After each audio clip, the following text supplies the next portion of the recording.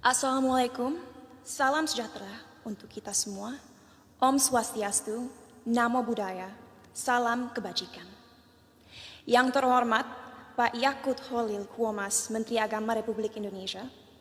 Yang terhormat Pak Nadiem Makarim, Menteri Pendidikan, Kebudayaan, Riset dan Teknologi Republik Indonesia. Yang terhormat Pak Muhammad Tito Karnavian, Menteri Dalam Negeri Republik Indonesia yang hari ini diwakili oleh Dirjen Polpum Bapak Dr. Bahtiar Masters of Science. Yang terhormat Pak Muhammad Ali Ramdhani, Dirjen Pendidikan Islam. Dan yang terhormat Pak Yandri Susanto, Ketua Komisi 8 DPR RI. Yang terhormat semua tamu yang saya banggakan. Sungguh sebuah kehormatan bagi saya diundang malam ini untuk mewakili generasi muda Indonesia dalam mengekspresikan opini kami mengenai moderasi beragama. Jujur saya tidak tahu kenapa saya yang diundang malam ini untuk hadir di sini, tapi saya harap pidato yang saya buat tadi malam bisa menggerakkan hati para hadirin hari ini. Sebagai generasi Z dan milenial, kamilah generasi yang akan bertanggung jawab dalam beberapa tahun ke depan atas arah yang akan diambil negara ini untuk menjadi negara yang lebih maju, modern, sejahtera, dan tentunya terkemuka di mata dunia.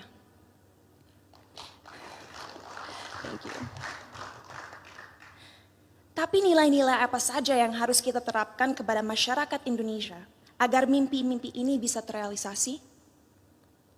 Pada saat ini, kita dalam situasi sulit, di mana adanya polarisasi dalam opini masyarakat.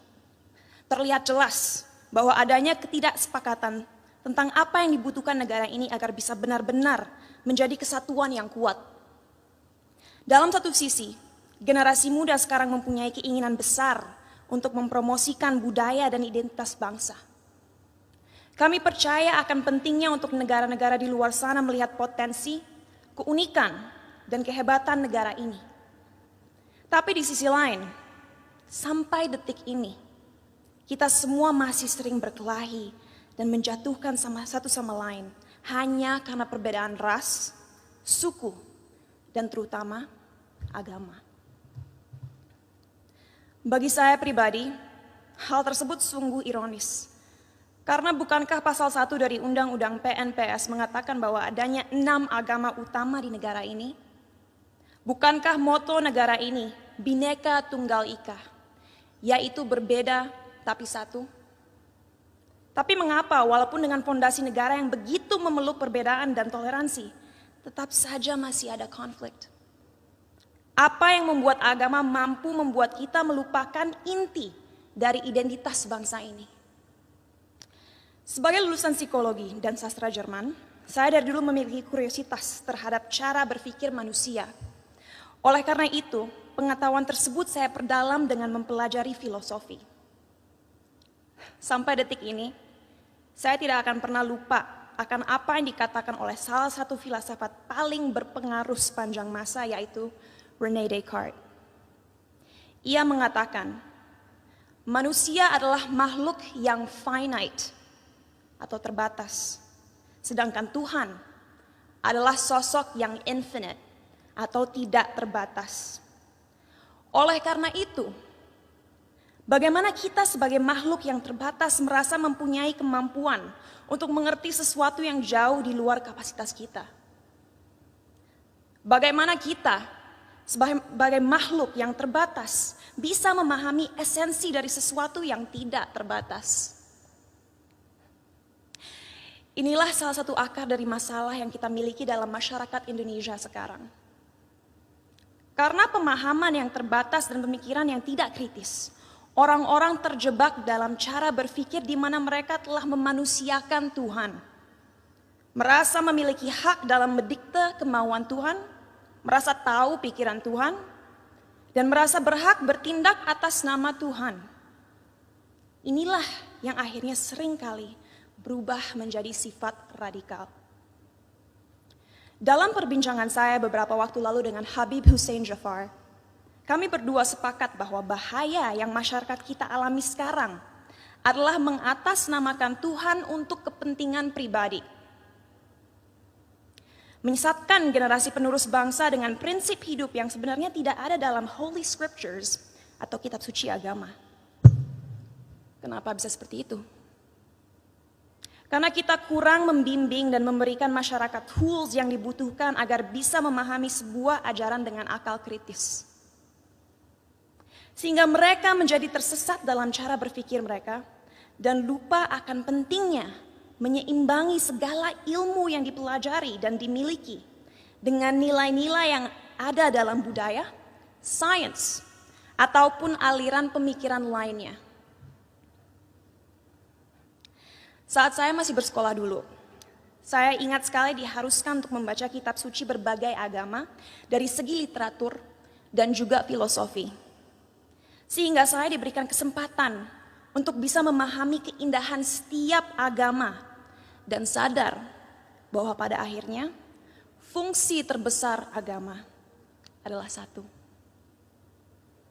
yaitu untuk membimbing kompas moral manusia. Untuk mengingatkan manusia bahwa kita harus memperlakukan satu sama lain dengan hormat. Bahwa kita harus bersyukur dan bahwa kita semua harus sadar bahwa waktu kita di dunia ini hanyalah singkat dan terbatas. Oleh karena itu, ingatlah untuk selalu menjadi seseorang yang rendah hati dan siap membantu satu sama lain. Jadi, apa yang harus dilakukan ke depannya agar bisa melawan segala kebohongan yang ada? Apa yang kita bisa lakukan untuk memberdayakan rakyat bangsa ini? Saya rasa jawabannya cukup jelas. Satu, penting sekali kita segera mengingatkan kembali saudara-saudara kita akan indahnya, kayanya, dan uniknya budaya-budaya yang kita miliki di negara ini. Sejak usia dini penting kita mengenalkan budaya negara ini tidak hanya di sekolah, tapi juga melalui media dan semua platform digital yang ada.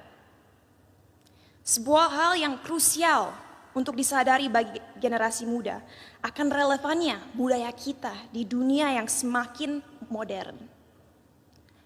Our culture is cool, not old school. Kedua, ajaran agama yang ada dalam sistem pendidikan harus adil dalam merepresentasikan agama-agama yang ada di negara ini.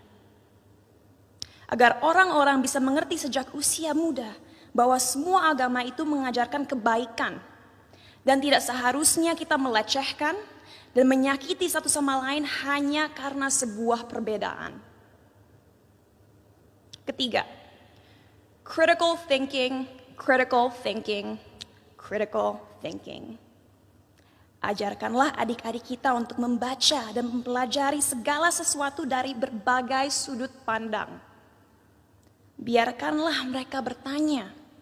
Tumbuhkanlah rasa ingin tahu mereka sehingga mereka tidak mudah dipengaruhi dan dijajah pikirannya. Dan terakhir, gunakanlah teknologi yang semakin canggih sebagai alat yang dapat terus menyebarkan nilai-nilai toleransi. Agar negara ini bisa kembali menjadi Indonesia sejati.